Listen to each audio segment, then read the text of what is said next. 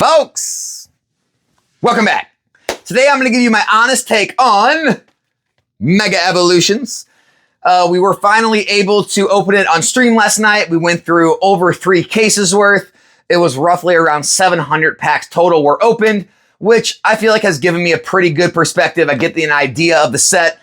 We didn't pull every single pull that there was, but we did pull a Gold Gardevoir. We did pull a lot of the SIRs, and we did pull, I believe, all of the illustration rares and other pulls as well.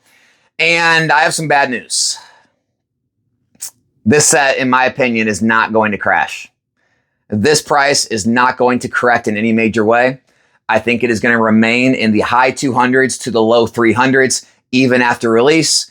This is, bar none, the undisputed best base set I've ever seen in the history of Pokemon. Honestly, this set is so strong, it's up there with some of the top sets in the entire Scarlet Violet era. And some people want to say, Alex, it's not a true base set because it's not technically a new generation of Pokemon. Whatever you want to classify it as, it's a new generation. It's the Mega Block. I call it a base set. You don't have to see it as that. I really don't care. The set's strong, right? The print quality. Start out with that. Fantastic. Every SIR I pulled, the gold card I pulled, everything looked absolutely on point. Could not find any whiting on the edges or corners. The centering was good overall. I mean, every card's not going to be perfectly centered, but overall the centering looked great. I think we are going to see much higher gem rates in this set on the illustrations and special illustration rares and the other big hits than we saw in the previous sets in Scarlet Violet era. That's just my take. We'll see how it plays out. I think most all the cards are going to be well above a 50% 10 rate. If honestly other people's qualities and other printing facilities and print runs show the same kind of quality I saw last night out of all the cases and boxes I opened. So that's the first thing. I think people are going to be very happy with the card quality. 2, I think the set's a good size. There's definitely a good amount of illustration rares. The illustration rare tier list, I would say 7 out of 10, right? Let's call it 7 out of 10. I think the Steelix is top tier. I think the Vulpix is top tier. Obviously, the Ivysaur and Bulbasaur are going to be great. Lucario. There are a lot of awesome illustration rares in the set. There are some, that are thrown in there. Not as popular Pokemon, not as cool of art, whatever. But overall, I think there's enough illustrations to keep the ones that you want a good chase. And I think they're going to have some value. Also, the pull rates are jacked up, baby. The pull rates are fantastic. If you want to open a set and have a good feeling of pulling hits, the average box we saw was between 14 to 16 hits. 14 to 16 hits on average. On average, there were 3 to 4 illustration rares. On average, there were 2 to 3 full arts, a whole slew of EXs, and then if you got an SIR or a gold card or something better, that was kind of like the cherry on top. But the boxes are littered with hits, right? Now some people will say, well, Alex, if they're too easy to hit, doesn't that mean the values won't be as much? Not necessarily, right? As long as all of the hits you're getting are more of the lower tier hits, it's not going to affect the value of the top tier hits. The top tier hits are still extremely hard to hit. The SIRs are still looking to be like 1 in every 2 to 3 boxes, which is like 2 to 3 per case. We pulled 1 gold rare, one of the gold Gardevoirs out of over 3 cases opened. So extremely rare. I think this is the perfect way to put together a set. You keep some cards extremely rare. You make everything else easy to hit so everyone still has a good feeling opening the box, but there's still a chase and there's still value on the top hit cards. I love it. I think from that perspective, it's fantastic. As far as the top hits, look, those gold cards, I said before, the Journey Together and Destined Rivals gold cards were some of my favorite gold cards they ever printed outside of like Crown Zenith. I think this one takes the cake. I think this card, this Gardevoir card I pulled, I think that's now my new favorite gold card.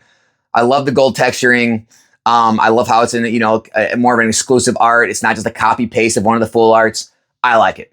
I think it goes great. I think everyone else was enjoying it. The SIRs we did pull. We pulled the Gardevoir, the Venusaur, the Lucario, the Acerola, the Lily. Everything looked fantastic.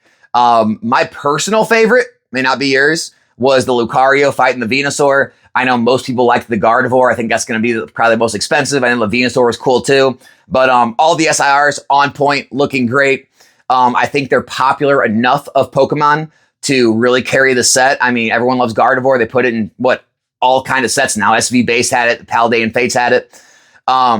Obviously, Lucario, very sought after Pokemon. Every time that's in a set, it's always up there with some of the top tier hits.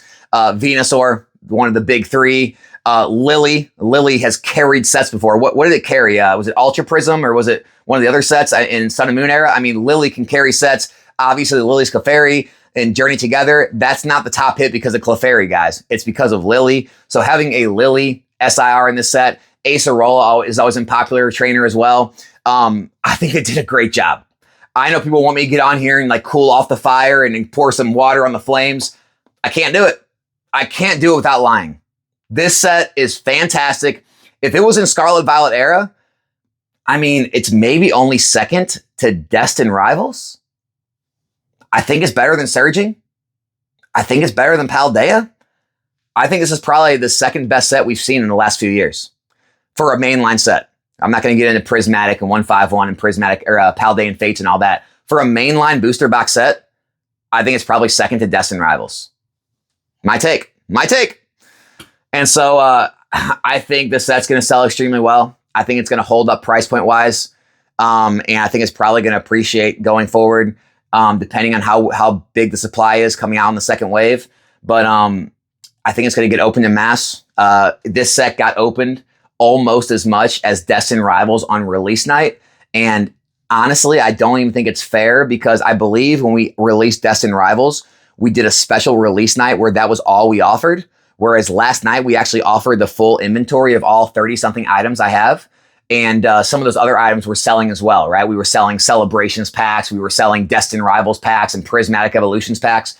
And so it probably would have sold close to as much as Destined Rivals did on release night. So I don't know what that means. We'll kind of see how the rest of this week progresses in terms of the streams, in terms of sales volume on TCG Player and eBay. We'll see how things do after release when TCG Player opens up sales to the general public. But I believe it's going to hold up extremely well. I understand TCG Player prices are definitely a little higher right now because obviously not the general public can list pre-release. So I'm sure TCG Player prices will correct at release, but how much, right? Correct from a 320s, 330s down to what? 300, 280? Like if people are waiting for this box to crash to like 225, 250, I don't think it's going to happen.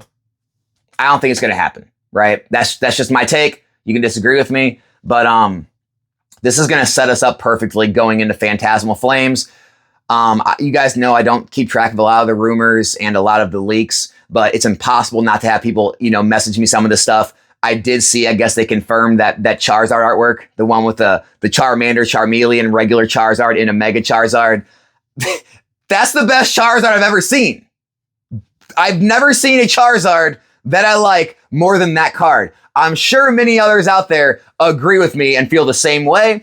That card is going to be astronomical. I don't even know what it's going to cost out of the gate in Raw. In a PSA 10, I don't know, maybe $10,000. The boxes are no way, shape, or form going to be anywhere near the $200 mark. In fact, they're probably going to be 300 plus.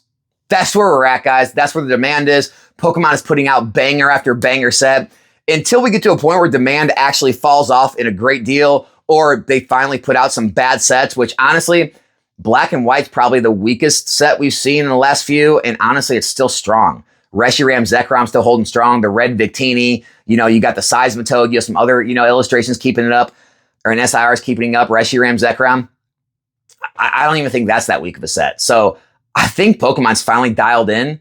They got their set strength dialed in. They got their rarities dialed in, giving good, chase rarities as well as a lot of hits in the box of the lower stuff. The print quality is finally getting dialed in. I don't know, guys. I wish I had something better to tell you. I think Mega Evolutions is a hit. It's going to be a hit. Phantasmal Flames is going to be stupid. Get ready, because we're still on the rocket to the moon. We're not stopping.